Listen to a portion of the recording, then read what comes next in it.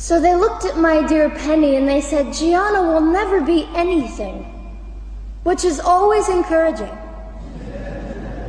And she decided to ignore them, and she worked with me 3 times a day, and I began to hold up my head, and they said, well, Gianna will never this and never that. Long story shorter, I was walking by the age of 3.5 with a walker and leg braces, and I stand up here today with a mild little limp and without a walker and leg braces. I fall gracefully sometimes and very ungracefully at other times, depending on the situation, but I consider it all for the glory of God. You see, ladies and gentlemen, I am weaker than most of you, but this is my sermon. And what a small price to pay to be able to blaze through the world as I do and offer hope. And I think in our misunderstanding of the way things work, we misunderstand how beautiful suffering can be. I don't willingly sign up for it, but when it comes, we forget.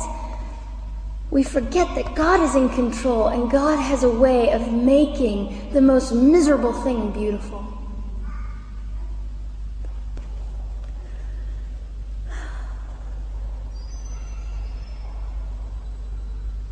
I have met my biological mother.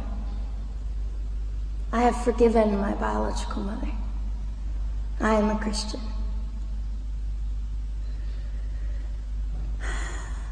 She's a very broken woman. She came to an event I was having 2 years ago, showed up unannounced, and said, hello, I'm your mother. And it was a very difficult day. And yet, while I was enduring all of this, you'll probably think I'm silly, but I was sitting there and I was thinking, I don't belong to you.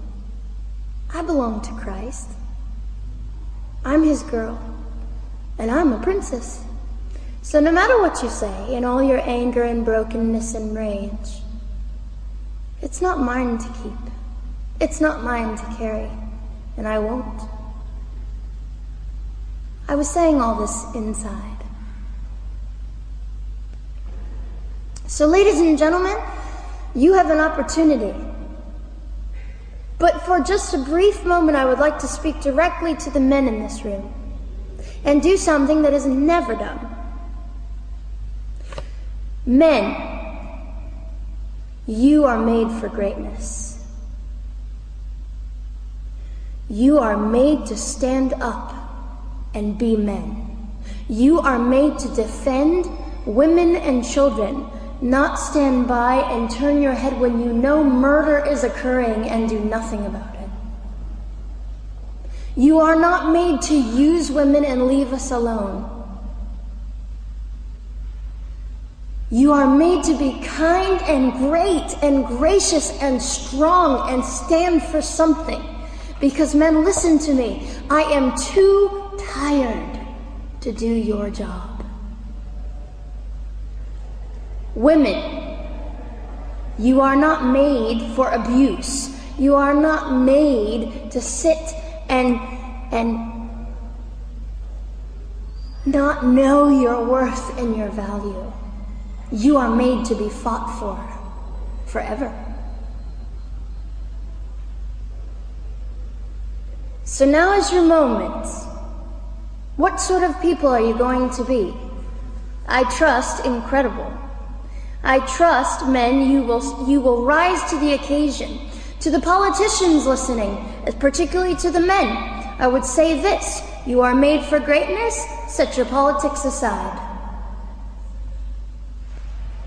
You are made to defend what is right and good. This fiery young girl will stand here and say, now's your moment. What sort of man do you want to be? A man obsessed with your own glory, or a man obsessed with the glory of God?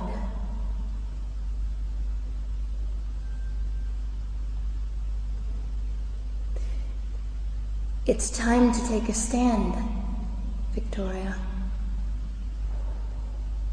This is your hour. God will assist you. God will be with you. You have the opportunity to glorify and honor God in 2008. I'll just end with this.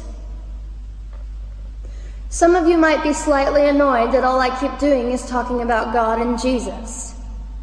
But how on earth can I walk about limping through this world and not give all my heart and mind and soul and strength to the Christ who gave me life? So if you think I'm a fool, it's just another jewel in my crown. My whole intent in living here is to make God smile.